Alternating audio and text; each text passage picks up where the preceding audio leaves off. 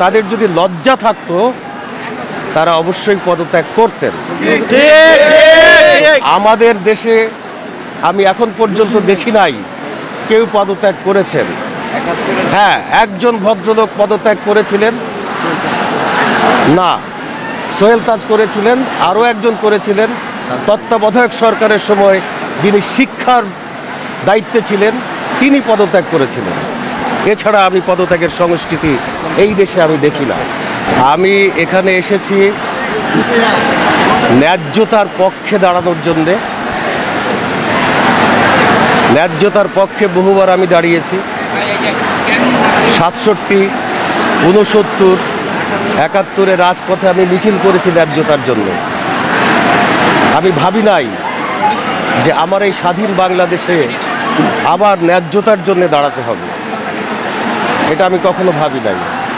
কিন্তু পরিস্থিতি যেদিকে গেছে, আমাদের ওই সময়কার গণমিছিলে এত গুলি হয় নাই, এত মানুষ মরে নাই, কোনো শিশু মরে নাই। আজকে শিশু হত্যা হয়েছে। শিশু হত্যার বিক্ষোভ নিয়ে এসেছি, সেই বিক্ষোভ জানানোর জন্যই আমি এসেছি। তো আমি অভিনয় করতে গিয়ে, আমি মঞ্চের মানুষ, 1973 সাল থেকে আমি ঢাকা থিয়েটারের সঙ্গে যুক্ত।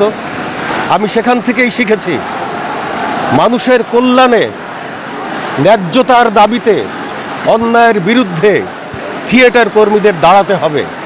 আমি সেই প্রত্যয় নিয়েই এখানে এসেছি। সরকার বা প্রধানমন্ত্রী যদি পদত্যাগ করেন, তার পরবর্তী কে হবে, কি হবে, সেসব একটা বিবেচনার বিষয়। প্রথমত আমি এই হত্যার বিচার চাই, একটা সুষ্ঠু আন্তর্জাতিক নিরপেক্ষ বিচার দাবি করছি। তিনার মতো স্বৈরাচারী সরকার চাই না। তিনি যেভাবে আমাদেরকে শাসন করে যাচ্ছে, এটা কোনো সময় আমরা আশা করি না ওনার কাছ থেকে। এরকম সরকার আমরা চাই না। উনি আমাদেরকে কিভাবে মারতেছে, গণহত্যা করতেছে। উনি নেট বন্ধ করে রেখে এভাবে গণহত্যার কোনো মানে হয় না। আমরা শিক্ষার্থীরা যদি ঘরে বসে থাকি, তাহলে আসলে আমরা জাতিকে বাঁচাতে পারবো না। ইতিপূর্বে ছাত্রদের দ্বারাই আমরা এই দেশটাকে স্বাধীন করেছি, এখনও স্বাধীন করব ইনশাল্লাহ। আমরা নিরাপদ নই, আমরা নিরাপদ নই। ওনারা হেলিকপ্টার থেকে গুলি করতেছে, ওনারা আমরা যেখানেই যাচ্ছি সেখানেই আমাদের সাথে মানে পুলিশরা, র্যাব, তারপর ওনাদের যে ধরনের সৈন্যদল আছে সবাই খারাপ ব্যবহার করতেছে, রাস্তাঘাটে মেরে ফেলতেছে। এটা তো কখনোই আমরা চাই না, তাই না? আমরা একটা সুষ্ঠু আন্দোলন করতে এসেছিলাম, সেখানে আমাদের লাশ কেন পড়বে? শেখ হাসিনার মতো স্বৈরাচারী সরকার আমরা চাই না।